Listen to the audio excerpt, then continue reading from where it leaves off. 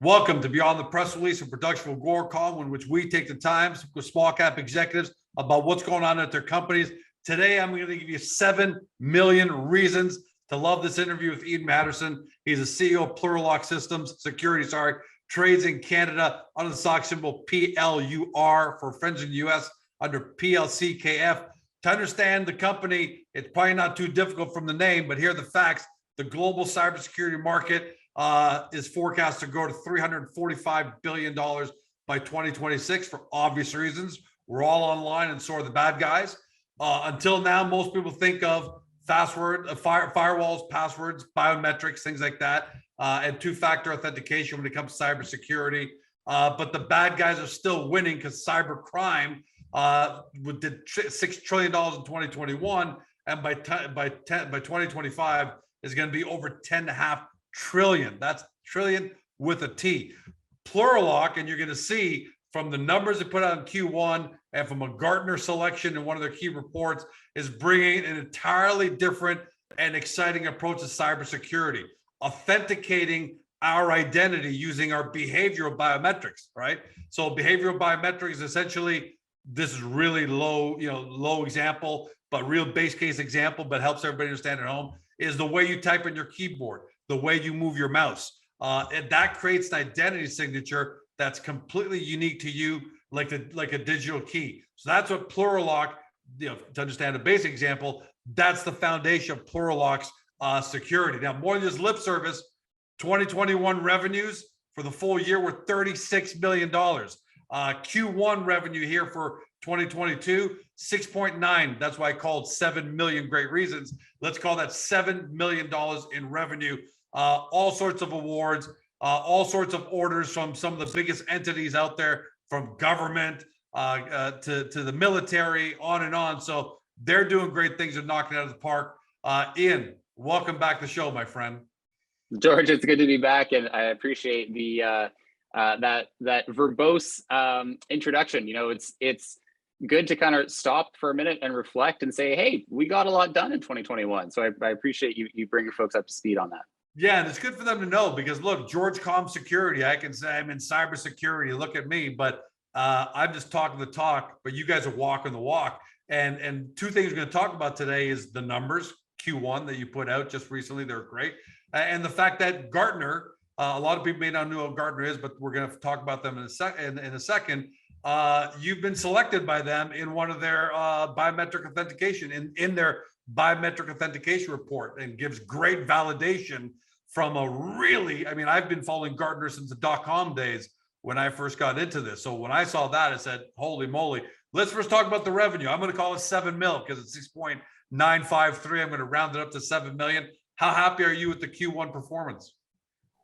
Well, very happy, but unfortunately, I think revenue like that is actually indicative of how many cyber problems exist in the world, right? Ultimately, our customers are predominantly either commercial or public sector folks in North America. We've got a few international as well, but largely they're procuring products and services from us, through us, that are helping to defend against cyber threats. We try and be a one-stop shop wherever possible for IT and cybersecurity. But I think what we're finding is that there is more and more and more and more and more concern around the threats that are out there.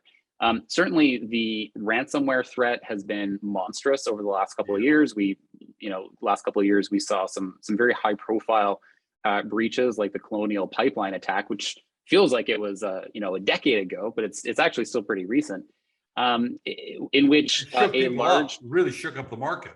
Well, it did, and it was a large critical infrastructure participant that had to shut down operations. I mean, people could not get gasoline in their cars, and that was as a result of ransomware. So there's these threats which 10, 20 years ago might have only existed in the minds of the practitioners. Now, unfortunately, the general consumer is very aware of them because they are impacting everyday life. And so that's, I think, part of the reason why just the industry overall is continuing to grow in importance.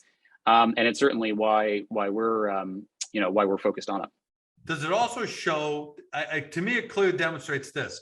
We had all gotten really comfortable thinking oh, George got a password, he's got two-factor authentication on his phone, maybe even biometrics, because I use my cell, I use my fingerprint, and different things like that. And we all figured, okay, we got security wrapped up. We're not too worried about it. But clearly the problem is growing. The bad guys are getting around that. That's unfortunate, but how big of a door does that open up for Plurilock? Because I love this behavioral fingerprint that you're essentially creating, this behavioral footprint. For sure. I mean, I do think that there's so many facets to cybersecurity that there's a lot of solutions that you need to actually be secure. And so, I mean, you just enumerated a number of them, right? Do you have a firewall? Do you have a password? Do you have two-factor authentication? Well, guess what? You actually need another 6 things as well, just to defend against the types of threats. I think the other dynamic about this industry is that it has other participants who get a vote. In the sense that, look, we can build the best mousetrap, but if the bad guys innovate around that, well, we can't just rest and wait for for them to run into our mousetrap. We need to go and figure out a better mousetrap. We need to innovate against their innovation. So there is this dynamic where the industry is very, very large. There are many ways to compromise a consumer or a business, although we're focused prominently on businesses, and that these threats are continuing to evolve and change. And so as a result, we need to keep evolving and changing, and our customers need to keep evolving and changing. And so, that presents a lot of opportunity for us to be value add to those customers, to say, look, here, great what you've been doing the last couple of years. Have you considered this? Have you considered that? Have you considered this other thing that maybe we've seen in one of our other customer environments? And so it gives us an opportunity to be able to provide that value to those customers. And then ultimately, if we can help solve some of either the threats that they face or the risk they have in their business using Plurilock Defend, which is our proprietary product, phenomenal, absolutely great. And that's really the focus of the business model, right? And we can certainly talk a little bit about how we've been executing on that. And the numbers clearly say you're not just talking your book, because everyone's going to say their own baby is the most beautiful baby at the pageant, but the numbers clearly add that up. And then on top of that, look, I've been, from the first time I discovered Plurilock, I said, look, because Agoracom takes security seriously, but I know passwords can be broken. Two-factor authentication can be broken. Somebody grabs your phone, they do a lot of the SIM card things, all that can be broken. It seems like the bad guys have figured out, knock on wood, hopefully I'm not bringing attention, but knock on wood, it's only for the lack of maybe bad guys not really caring as much about Agoracom as they do about bigger entities. But it just seems like they can get around a lot of these things if they really want to. But your technology, behavioral, hey, this is how George types, this is how George moves his mouse. Man, that's hard for me to imagine when I first saw it, how bad guy can get around that. And Gartner agrees with that. So here's the validation. I want to talk about this. Gartner has identified Plurilock as a representative vendor for gesture and keystroke biometric authentication among the offerings profiled in their research. There's a lot to unpack there. A lot of people don't know what that means. Let's talk about first the validation and what they're talking about, why they included you. So it's a very good question. Gartner, for those who are not familiar, are one of the preeminent analyst firms. So when you're a large enterprise and you have 60, 70, 80 technologies that you need to procure, it's often helpful to go and effectively ask for advice on who are the right vendors in each of the technology brackets that you need to buy. And so there's an ecosystem of analyst firms, Gartner being again one of them, one of the, in my opinion, one of the top ones, who are there to help advise buyers of systems on what is state of the art, what should they be buying, what's worked well in the past, etc. And so getting on their radar, first of all, is a huge achievement. And then also the fact that they're saying that Plurilock is what they call a representative vendor for this space. Now they refer to it as passive biometrics. We refer to it as behavioral biometrics. Functionally, it's the same thing. We're talking about the ability to recognize somebody on their keyboard, on their mouse, etc. And I think because of Plurilock's capabilities that we have, we're listed as one of the representative vendors in this space. And so functionally, if somebody is looking for a solution where George, like you were talking about, you need to get Georgecom to upgrade their security, and you want to go and figure out what to do. Plurilock is now listed as one of those vendors. So, for those who are not in the industry, it's kind of tough sometimes to realize the qualitative value about some of these things. Like, company wins an award, is that useful? Is that not? Company gets listed by Gartner, is that useful? Is that not? And what I'm saying is that from our perspective, it's a huge achievement for the company and for the product, and we're extremely excited by it. Yeah, it's like in sports, if we use a sports example, it's like Sports Center naming the top 5 offensive basketball players of the year, or whatever the case is, right?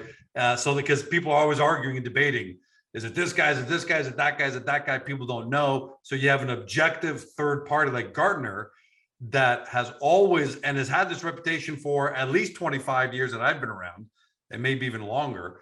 You have them as the neutral arbiter that says, hey, we've checked it, we've taken a look at Georgecom behavioral, we've taken a look at Plurilock and other people, and Plurilock is it. In fact, they said, I think this biometric authentication has a high profile in the market, and it promises a better user experience, trust, accountability, benefits, and other credential-based methods.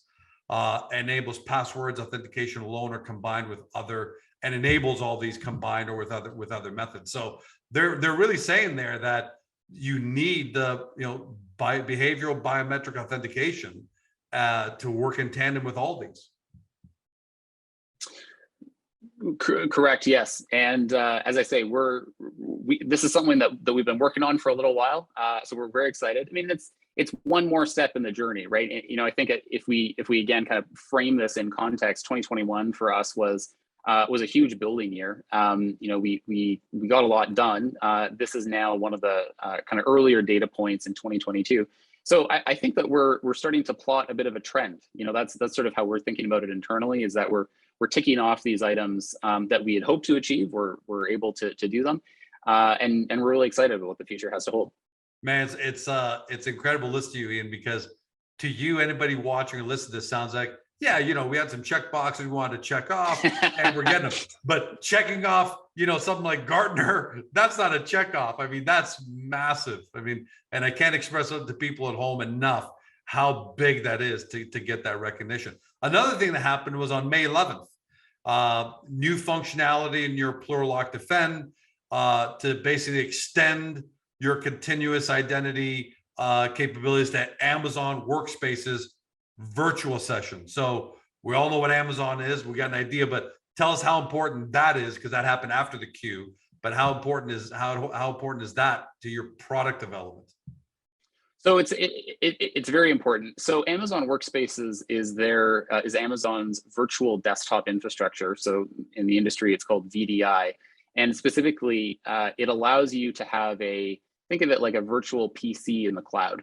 So you log into a web interface and you get a Windows desktop that's there, and you can operate on it as if it was a full, real local desktop. And so this is really useful for organizations that are concerned about data security.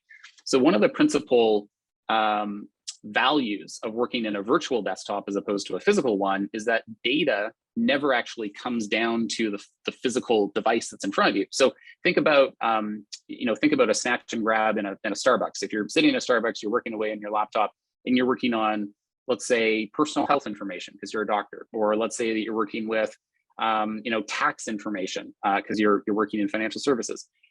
There's a risk that the data stored locally on your device could be stolen, physically stolen. Big risk.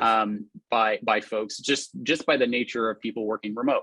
And so virtual desktops allow you to mitigate that because the data never resides locally. It's all stored in the cloud. So that's virtual desktops in general. Now, Amazon Workspaces in particular is Amazon's flavor of this. And what we've found is that the customers that are a really good fit for Plurilock Defend, which is the continuous authentication product, also happen to use a lot of virtual desktops, or at least they're either using it today or they're looking to use it in the future. So because there's these concentric circles of people that we want to sell Defend to, people who also use virtual desktops, they seem to intersect or overlap.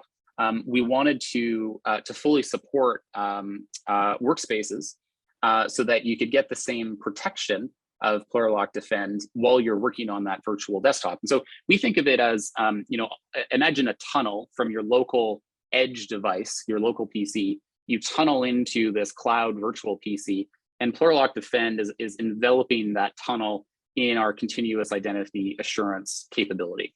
And then if we detect that there's something malicious, like, again, you're in the Starbucks, snatch and grab, somebody else that's down, starts rooting around in the files, then we can terminate that session, disconnect access, we can notify the security team, we can take all of our standard actions, and again, we're providing that protection. So we're extremely excited. This has been a feature that we have heard asked for by companies in the market. And so that's, again, that's how we prioritize what we build and focus on is whatever we're hearing from the market. And so we're really, really excited about this. And we had a very successful webinar with one of the leads for the Canadian public safety team at Amazon. So this individual actually focuses specifically on the federal accounts. And so we're, as I say, we're excited. And I think you're going to be hearing a lot more about this later in 2022.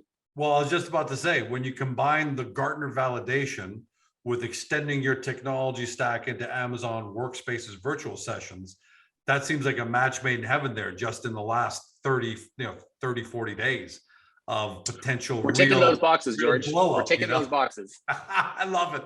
But one is Gartner, one is Amazon Workspaces. They're just, you make checking off boxes like I'm shopping for groceries. That's so I really enjoy your humility. I got to tell you, I enjoy your humility. Well, I mean, you have to stay humble. Like, ultimately, these are important things that, like it or not, like, make a big difference when you're going out and selling a product. People will ask you, what independent third-party validation do you have? Hey, do you support my Amazon working environment? Hey, have you launched support for Splunk, which is our SIEM integration? And the more of these that you can say yes to, the more you can ease that sale to happen. Now, if you say no to some of them, in some cases, that's a nice to have, not a must have. But the more of these things that you do, the more ultimately you're reducing the friction in an enterprise sale. And so that's functionally what we're doing. And so if you ask the question, why are we investing time in these integrations? Why are we investing time in educating the ecosystem? It's ultimately to help our organic sales. That's why we're doing these things. Yeah, and so those are, these are hopefully things that will lessen the work for one of our for one of our customers to have to actually go through, because, oh, look, they've already done all these things. Great, they've ticked the box, which now means it's easier for me to purchase. Yeah, and I know that we are starting to look at things like workspaces, virtual sessions as well. So I know that. And we got a scare. We're just in Colombia with some of our team, and I got a scare because I had my phone stolen right out of my pocket, and I had just used it, so it didn't have the timeout yet. The screen was probably on, and we were kind of concerned that we try and be very secure. I don't have a ton of data on there, but no matter what, there's going to be some things on there. And we started. So if I had Plurilock in that situation, let's just say hypothetically, a bad guy who's suddenly frantically trying to look into my stuff, you pick it up and say, hold on, the phone's on and someone's got it, but it definitely ain't George. Let's shut this thing down. That's the use case. Yeah, that is the use case. That's when I said, wow, man, it would have been great to have this. So plans for 2022, looking forward. I mean, you guys are growing at hyper growth, product innovation, revenue, M&A, Gartner validation. And here we are, we're in the first week of June. What's the rest of 2022 looking like in terms of checking your boxes?